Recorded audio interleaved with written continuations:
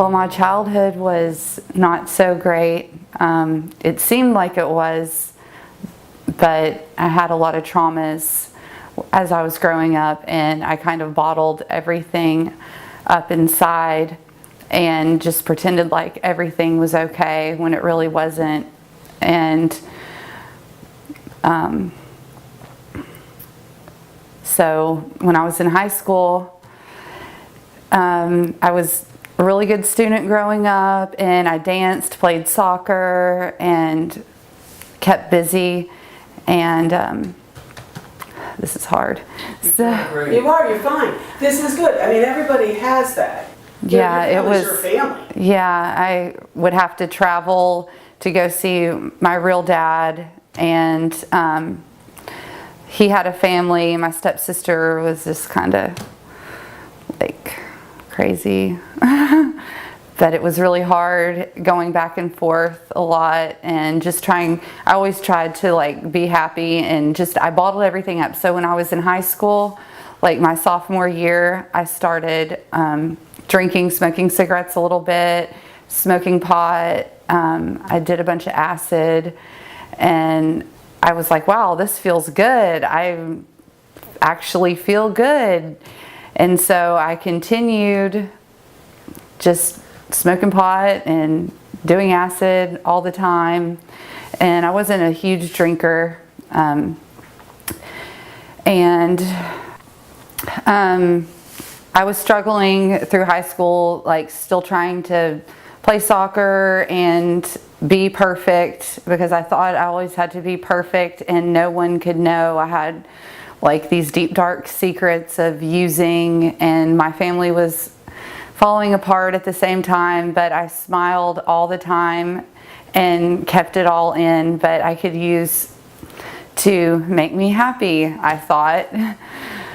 And so it wasn't until my senior year, I guess, things had gotten pretty rough at home, going through another divorce with my dad, and my mom moved to Washington State, and I was just struggling because I was using for so many years and trying to cover up everything and feel better. And then I was introduced to crystal meth, and that just went downhill quick. But I continued using. Nobody knew, nobody could know. I was using crystal meth pretty heavily with my boyfriend at the time and friends, and I was still going to school. I thought I could do it. My family was still all over the place. I was by myself. So one day I'd been up for like probably 5 days, and I just had nothing. I was sleeping on the floor in my apartment. I was barely 18 years old, and that's when I made the phone call to my mom. I was like, I've got to come out west. This is not okay. You know, I was just losing it. So I flew out to Washington, and I wasn't doing crystal meth out there, but I was smoking and drinking heavily, very heavily. I was out there a little while, and I got pregnant. So, yeah, and she was staying with the man she married, who I did not get along with, and I got along with everyone, but I felt like he tore my family apart. My family was torn up again, and it was just really hard for me to still try to keep everything together, keep myself together. And I knew I was slipping, but I had my boyfriend out there, you know. And so when I found out I was pregnant, he was really rude and mean. So I called my dad and was like, okay, I am coming to Tennessee. So I go to Tennessee, and I stay there, and I'm pregnant. I ride a Greyhound bus. I was like gone in 2 days. It was hot. I just went again across the country, running from my problems as usual. And I'm there a couple months, and my dad was like really authoritative and awesome. He's not my biological father, but he's the one who raised me and really took great care of me. But he was very oriented, and I felt like I had to be perfect to impress him, and walking on eggshells basically. He would have killed me if he knew I'd used. Like, I had to hide it, like even smoking cigarettes. So, but he knew something was wrong. But okay, so I was pregnant, and I ended up having a stillborn. And so after that happened, I was just not really because I quit smoking cigarettes when I found out I was pregnant, and I didn't do anything. And I was like 20 weeks pregnant when that happened, and almost died. And then at that point, I just started smoking a little bit of pot again, which turned into a lot of pot. I quit eating. I just didn't have control, and I was like, I played a game with the scale, and I would not eat, and I got down to 97 pounds, and I didn't know I was that skinny, but everyone was like, oh, you're so skinny, and I was like, oh, that's great, I thought it was awesome, but I wasn't feeling good. I was drained all the time. I was actually working and going to school. I got back into school at the community college in Chattanooga. And then I start using meth again.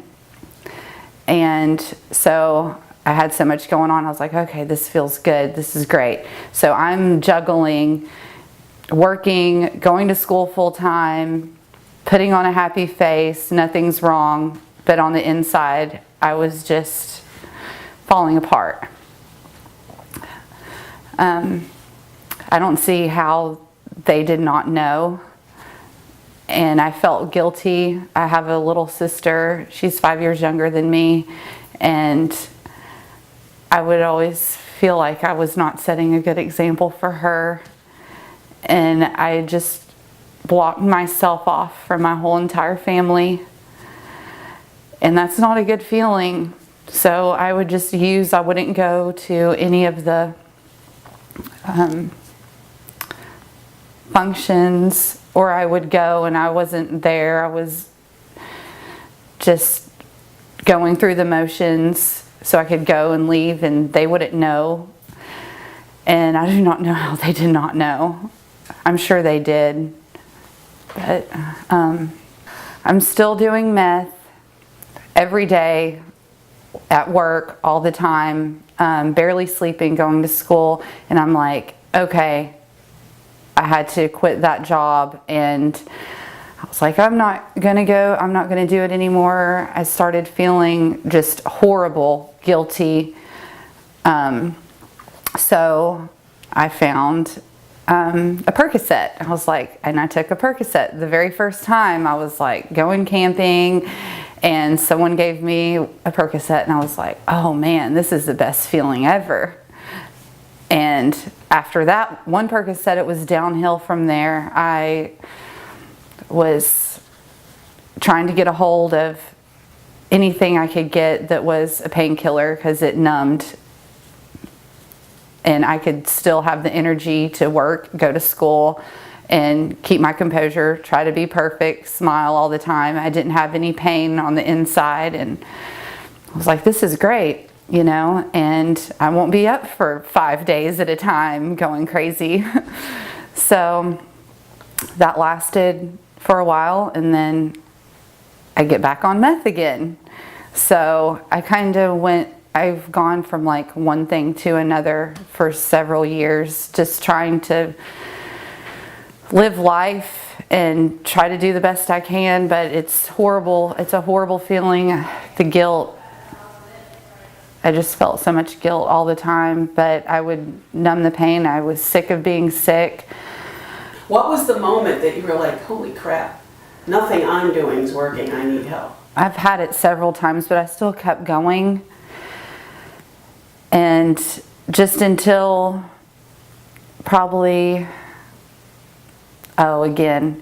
So I just remembered,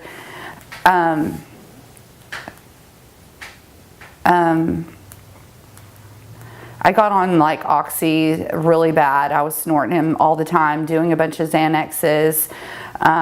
So I was like, okay, I cannot go to treatment because I had my son, and that was the only time I was ever sober was during my pregnancy with him. And I was like, okay, I'm working full-time still. I worked until a day and a half before he was born. I was bartending. I was still trying to be perfect. And let no one know that I was in so much pain on what I was feeling on the inside. And hang on. So of course my pregnancy, I had to have an emergency C-section, and what do? They give me morphine. So that started me on painkillers again, and so I started slowly back. I was like, okay, I'm not going to get bad on these again. Well, I did. Then I started snorting Oxys again, Oxycontin and everything. And it was just so much money, and I was sick of being sick, and I felt crappy on the inside, but I was like, I cannot go to treatment. I cannot go. I cannot be away from Ryder. So I was like, oh, I'll go to a methadone clinic. Worst mistake of my life. I was stuck on methadone for 3 years. I failed every drug test for the first year. I would cry. I was doing cocaine, Xanax, everything I could do to still not feel. And I got so bad. I was nodding out all the time. I could barely even drive. So I started using meth again. And finally, 3 years later, I was like, I've got to get off this methadone. I have to. I can't function. It was tearing my life apart. I was worse off on methadone than I was before. So I went off of it cold turkey at home. Like, I lost my job, everything. I was with, another guy, of course. He was really supportive. It was picture perfect. Everything looked great on paper. He loved my son, still does. It just seems so happy on the outside. Oh yeah, I forgot. We bought a house. I saved up all this money, bought a house. I was still working like crazy, going to school. I finally, I did get my 2-year degree, but oh well. Gosh. You're doing great. You're doing fine. Okay.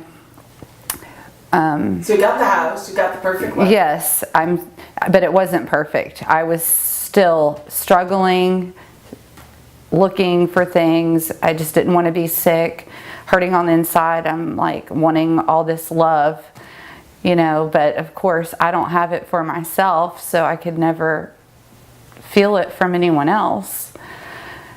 And that was just really hard on me because I just didn't understand why. So I would continue using.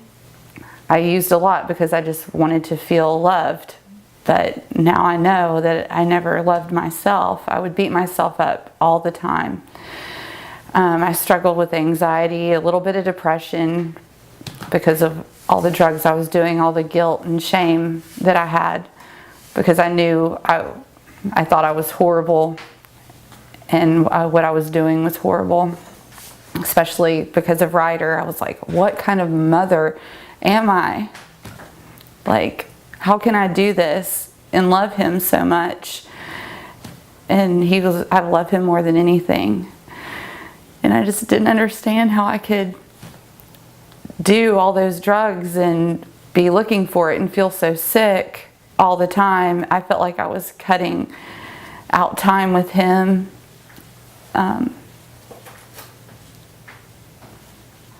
So I started using meth again really bad with, I married my husband, and he used meth too. I felt bad because he had a problem in the past. He hadn't used it in a while. And I started using it again. And next thing I know, he's going to Atlanta and getting shit tons of it. And so we were supposed to sell it, but we would just do it and do it. And just doing that adds a bunch of guilt and shame. On top of that, I'm not even thinking straight, but I think I'm okay. I start getting super paranoid because I'm not sleeping, and quit my job that I had for 7.5 years. I'm still on methadone at the time. And I lose my house. We find out like we were losing our house like right before Christmas. And that felt horrible. We were having problems using a bunch of meth. So I finally got off methadone, and it was just strictly meth, Adderall, Vyvanse, Xanax, of course. I loved those. Anything to not feel. That was really hard, losing my house, because that's all I ever wanted. All I ever wanted was a little happy family, and there it went so quick. So when we started having problems, I got another job at a bar, and I met this guy, and I thought he was perfect, and I'm still married. We're having big problems, like no trust or anything, and that's super hard on me to not have trust. And so I had an affair, and that was totally, I never thought I would ever do that. And then here's Ryder. I'm losing my house. Everything that I've wanted in life was just gone. So I end up staying with this guy, and he was super manipulative. He started using meth because I would go and get it for him. He was 10 years older than me. He knew what he was doing. Now that I look back on it, and I really thought that he loved me, and I thought that I loved him, and it got so bad. I was living in a hotel with my son every day, trying to pack up all our stuff. I didn't have a job.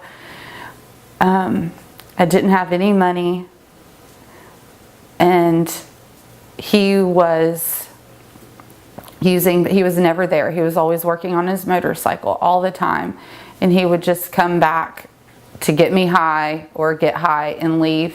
And I'm sitting here stuck, not knowing where am I going to go next. We're living in this crappy hotel. I'm having to pack stuff up every day. He's messing with my head. I'm doing a lot of meth. I'm trying to get Ryder ready for kindergarten and be perfect and not deal with all the hurt on the inside at the same time. I'm still married. And my family is freaking out. My sister doesn't want to talk to me anymore. They're like, he's going to kill you. He's a crazy person and so manipulative. What he put in my head, like I was just, but I thought that by that time I was broken, so broken down. I was basically, one day I called my mom and said, because I had been using and using to the point to where I was making stuff up in my head. I was delirious, and I'm trying to get Ryder back and forth to school. I was working for a couple and just doing whatever they needed every day, and they were a godsend. But every day I had to have money for a hotel. I had to have money for drugs, just to keep going, and money for cigarettes and gas. And I was under so much pressure and stress. Like, I was in fight or flight for over a year straight, and it was super hard on me. I wasn't even right. I was like, my husband took everything in the house. Like, I only had a few clothes and I barely had anything. And I was just like, oh gosh, my pride. Like, I learned how to swallow my pride. Like, it was so embarrassing. I just felt like the biggest piece of shit, and it did not feel good at all. I was drinking a lot, quite a bit, when I was using meth. And finally I called my mom and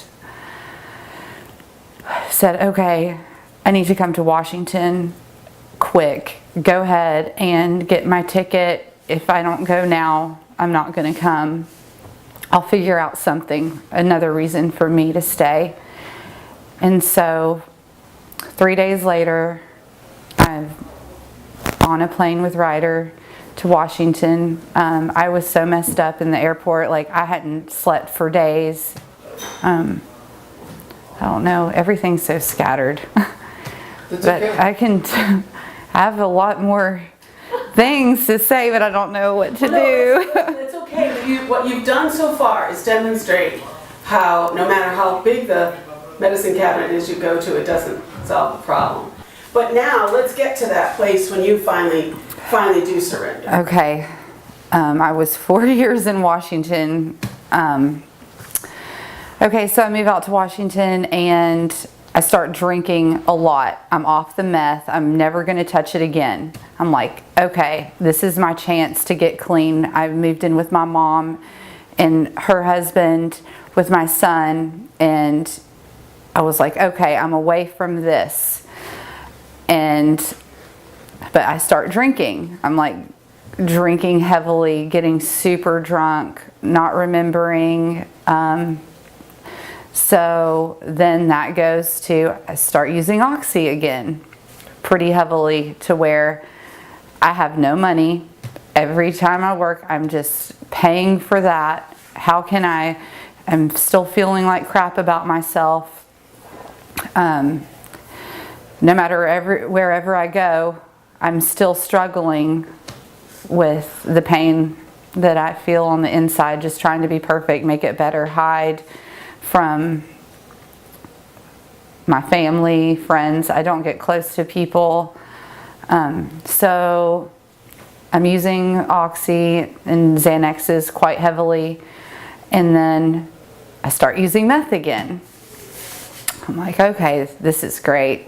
And I felt so guilty about it because I didn't want to go back to where I was. So I'm like, okay, I'm going to go to the doctor and get back on Adderall and Vyvanse. So I go to the doctor, and of course I have medical records, and they send them, and I get back on Adderall and Vyvanse thinking, okay, this is good. This can help me. And I'm working like crazy. I feel like I'm starting to get in a tornado because I was getting so sick. Like, every day when I wouldn't do the Oxy, I would beat myself up every day. I'm like, I'm not going to do it anymore. I'm not going to do it anymore. And I would wake up and I couldn't do anything. And I just felt so sick all the time. I even came up with using Kratom. I was like, oh yes, this is perfect. So I started mixing different types of Kratom together just so I wouldn't be sick. And we're rolling. Go. Okay, so my cousin comes over on Thanksgiving, and he's so happy and everything. I'm like laying on the couch, not feeling good, of course, and he mentioned to me where he had been over this summer, and he said, Kristi, I have I have, what's that word? I have a proposal for you. He was like, this place is awesome. He was like, I went to a treatment center in Pensacola, Florida called Gulf Breeze Recovery, and he said, it's amazing. He was like, I have not had a drink since. I do not want one. He looked so happy, and he drank a lot. And for him to have gone to treatment, I actually thought about it. I was like, okay. He gave me all the information and everything. So that was in my head in November. He was like, well, maybe when summer rolls around, it would be a good time for you to come because we can watch Ryder and, you know, you can, just something to think about. I was like, okay. So I was thinking about it, still using heavily. And when summer rolled around, I was super sick. My life was turned upside down. I thought it was perfect because I was working all the time, taking Ryder to school, being super mom, and I didn't think anyone knew. I couldn't pay my rent. Like, my rent was insane. I was so stressed out. So summer came. Yes, and summer came, and my friend at work was like, okay, I went to his 30-day clean, and they like at an AA meeting, and so I was like, oh, maybe I can do it this time. So I went to 3 meetings in one day, and I went 4 days without doing anything. I was so sick, I couldn't even take Ryder to school. So once again, I had to use because rent was due. I had to function. I had to live my life. And I started thinking, okay, it's summertime. Am I going to do this or not? I don't think I can live like this anymore. Look at me. I'm falling apart. They're going to send me to some mental institution. Like, I was losing it. So I called Kat. Well, I called my cousin and was like, okay, I think it's time. Well, no, my sister called, and she was like, so what are you thinking? Do you think you'll go? And I was like, yes, I will go. So I called my cousin and was like, okay, I need all the information so I can go. And my sister called first because I was so busy. I had to go to work, and my sister called Kat, and then my sister called back. I called Kat and talked to her. I really wanted this. I was like, okay, I'm gonna go. I had my mind set on it. I was crying every day. I fell apart on the phone with Kat. She was amazing. And, oh gosh. So it took me a while to get here from that point because my credit's bad. My insurance, it didn't take my insurance. So I thought, great, just one more thing in my life that's not going to work out. This is the place I wanted to go. I didn't want to go to any other treatment center because my cousin was telling me all the great things about it, and just seeing him and what a change it's made in him. I was like, I'm not going to go anywhere else. I'll just keep on living how I'm living. And because I just didn't think any other place would work. It just wasn't my style. So you got here. Yes, okay, that was a struggle getting here. Finally, my cousin called and said, okay, you're in. I was about ready to pay my rent and everything, and then I get a phone call. It's crazy how things work out. My lease was up, my car had broken down. I was on my way to the bank to pay my rent, and my cousin called and said, they're letting you in. he was like, I just got off the phone with Anthony and Kat and you got in. So I was like freaking out. I was like, oh my gosh, you have to be there in 3 days. I'm like, okay, so I'm moving everything out of my apartment into a storage unit. I'm like so nervous. I've never been away from my son ever, but I knew that this was like the best decision that I could make for myself and for him. So super nervous the whole time. You're doing good. You're getting the good part. I know. Now, just talk about what it was like when you arrived here. Oh my gosh, it's hilarious, to be honest. Okay, so I'm freaking out because I'm like, what am I going to do? I am leaving Ryder. I'm not going to have anything. I have nowhere to go. I'm homeless, right? I don't have an address. So I was freaking out. And so I get on the plane. I'm on the plane and I get to Atlanta. I missed my flight in Atlanta. I call Kat. I'm crying my eyes out. I'm just like freaking out, so nervous. I've never done anything like this before. I'm going across the whole entire country. I'm away from Ryder. What am I going to do? When I get home, I have nothing. All my stuff is in a storage unit. I have no money, none.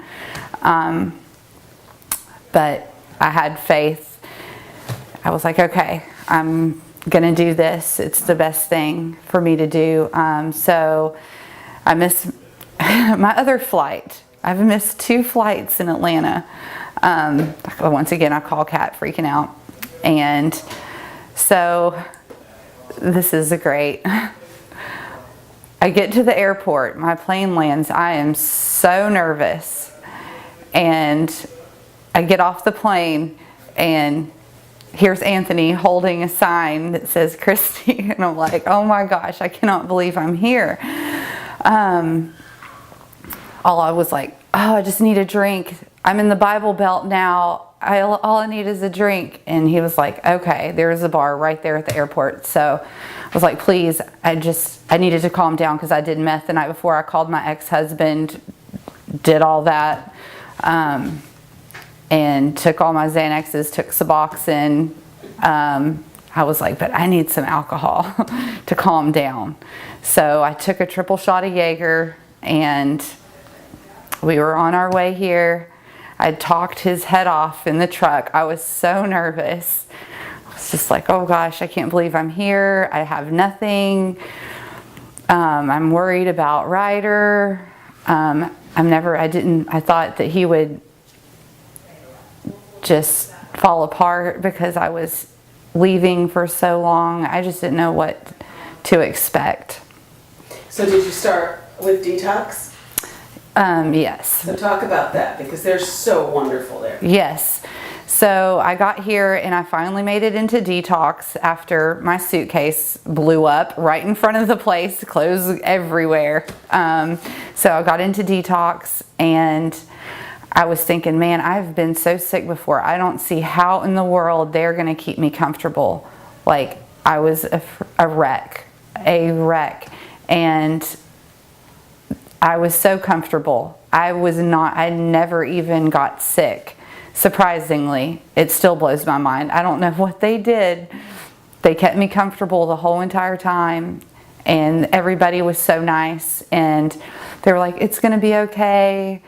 And I really needed that nurture from all the nurses and staff. Like, when I got here, Tisha had to walk me around everywhere because I just could not sit still. Like I was a basket case for the first 3 weeks I was here for the most part.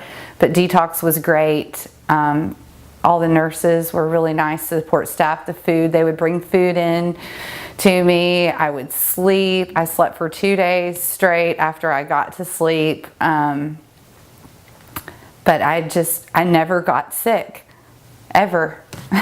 And I still don't know how. I never got sick.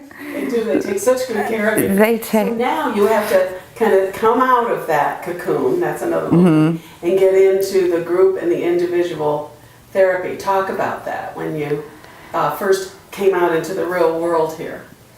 Okay, so the day I got out of detox, I was so nervous to be around people. Everyone seemed so happy and great, and I'm sitting here scared, super scared. I did not want to leave my detox room at all. I was like, can I just stay in there another day? They had my stuff sitting out on the cart, but I got out and everyone was so welcoming here. That's one thing about this place. Everyone is super nice and is just magical, I believe. So I get out and start going to groups and graduations. I start easing in. We go on outings, which is a lot of fun. The friendships here that I've made will last forever. This is my first treatment center, and it's definitely going to be my last. There's no way that I will ever go back to that feeling ever again, because the feeling, I never thought I could feel this good not being on drugs or using drugs. I'm higher on life now than I've ever been using a substance, and I've learned here that it all comes from the inside, and I have it and nobody can take it away. It's so great.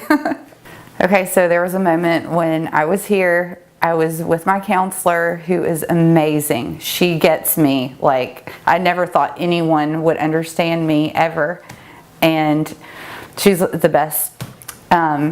So we had a meditation, and I was a tree, and that feeling that I got from just going inside, silencing myself, just being aware, I was like, wow, this feeling, this is it. It was a moment of clarity, and it was still to this day the best feeling I have ever had in my whole entire life. And I do not know how I have lived my life for so long. Even though I've had it inside me, I've lived my life for so long not knowing that I had that feeling, and I can get it every single day. When I wake up in the morning, I still feel good. Like, it's amazing. And then every day since then, not every day is going to be perfect. You know, we all have like low moods or whatever, but they go so fast. You just sit with it. And I struggled with anxiety, ADHD, depression. I am off every single medicine that I was on when I got here, and I feel great. Just out of curiosity, how many medicines were you on when you got here? Do you want me to list them? Yes, I actually do want to list. Okay. Sorry, I want to hear the list. Okay, that I got from the doctor. Just that you were on when you showed up. Okay. Oh, what was Doctor. it? Okay. When I showed up here, I was on Suboxone, meth, Adderall, Vyvanse, Prozac, Xanax, Klonopin, and MDMA. And then my thyroid medicine, of course. I'm still on that one. Wait, did I list all of them? Meth, Adderall, Vyvanse, Suboxone, Xanax.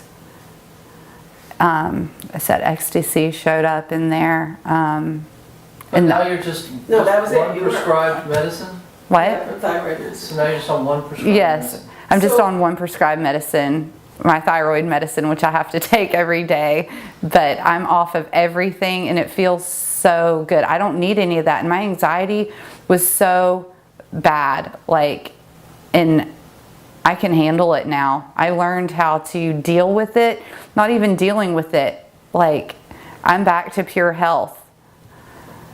And They have, did you get involved in the books? oh yes, all the books are great. I read, like, I would read all the time. I've learned so much from all the books. They're great, like Sid Banks, Eckhart Tolle, Byron Katie.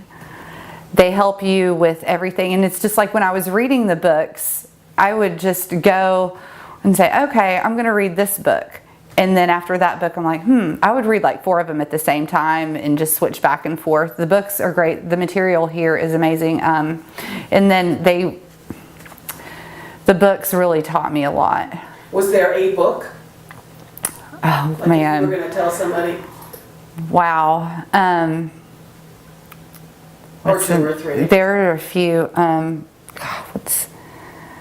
what's the name? Oh, don't worry. It is. It's a really good book. One book that really hit home for me was one by Byron Katie. Wait, hang on. I remember the name. Still, Yeah, my brain's still. Byron Katie. Something love. Is that? What? Is that true? Okay. So Byron Katie, I Need Your Love. Is that true? That book really hit home for me. It talks about how your thoughts are not your thoughts, and they are, but we all have different perceptions or different realities, and we don't know what other people are thinking, and just how the thought process works in relationships and how different we all are. We just have to be aware that people don't know what we're thinking, and we all think so much differently. And to get into that downward spiral, like one thought can just send you right down to a dark place. But when you are aware of that, you come right out of it. And you can just say, okay, these are not mine, because one little thought can just take you down. But once you're aware of that, like, okay, these are my thoughts. This is from my traumas. Other people aren't thinking this. It's not yours. Perfect. It's so funny because when someone speaks a foreign language and you're near them, you always think they're talking about you. Yeah. Like they could be talking. I'd like to hear how you see yourself now and the future for you now. Okay. So now I can actually say I love myself, and I never thought that I could. And I've always wanted to love, to give. I felt like, oh my gosh, I have so much love inside, but I can't give it. And now I can. I have so much love in my heart. And wait, what did you just say? Where do you see, like, how do you see your future now? Oh, my How does future. this impact Ryder? I mean, tell me where it's going. I want to ask one thing before we But let her finish proceed this that. thought. Okay. It can, but let her finish this thought. My future now is I cannot wait to just live my life not under a dark cloud anymore. It was so dark, even though I thought it was so great and I was great, but now everything is so bright, even literally everything is so bright, and now I can go out into the world and spread the love to others and actually truly be happy. And with Ryder, I'm just really excited to be present. And what happened to the I have to be perfect? Where's that in your life? Talk about it, because there's a lot of valves that fall into the I have to be perfect. Being perfect now, I'm me, I am perfect. I never thought I would say that, because I am one of the goofiest, awkward people ever. But you know, that's me, and I'm perfect the way I am, and I love me for that. So you don't have to try to be perfect anymore. no, I will definitely not try to be perfect, because I am, and what other people think, that's just their thoughts, and they're living in their reality. I have my reality now, and I love it. The thing is, you lost the house and you were so shamed by it. Yes. People could have cared less. They had their own shit going on. Yeah. Right? Yeah. Their own shit going on. So what was your question? Well, you seem like someone who, like, really, like, I believe, like I know about my own self, that you experienced true self-loathing for an extended period of time. Something happened and your heart flower just opened up. Was there a moment when that happened, or was it a progressive thing? Do you remember saying, I think I love myself? Like, did that just happen? Or It was when I was the tree.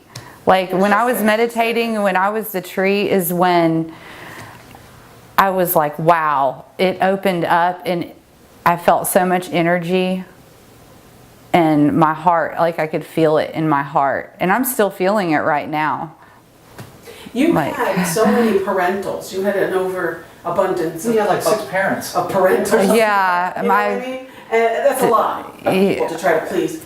And now you're a parental for a writer. I have to think that this new headset you're wearing is going to be so helpful for nurturing Ryder. Have you talked to him while you've been here? I've talked to Ryder every day since I've been here. I call him in the morning and wake him up for school, and because that's one reason why I didn't want to come here, is because I've never been away from him per se. But I was, because I was never present, and that guilted me. And now I'm just so excited to be present with him. And How old is Ryder? Ryder is 11. But he can tell too, I betcha. Yes, he's like, Mom, this is what he said. Like, I call him every day. I don't even care if we have anything to say because, you know, we don't. He's not a big phone person. I'm not either. And I'm like, I don't care if I just sit on the phone and hear you breathe. And but I was able to come here, and I'm going to be I'm being present. I'm so excited. And he was like, Mom, when you come home, are you still going to be ADD? And I know he's kind of worrying, but he's going to be so happy. What else? Is there anything you didn't get to say that you wanted to say? Okay, Gulfrey's recovery is changed my life. I didn't even think that my life could be any different, but now I feel like I'm living, I'm present, and it's magical here. It really is. And it's just 2 months out of your life, and I was devastated. I was like, oh my gosh, 2 months. I'm gonna miss 2 months of Ryder's life, freaking out, beating myself up. No, no, no. How I'm gonna be a bad mom for leaving him, but I'm gonna be the best mom ever and the best me. I'm perfect now. I love myself.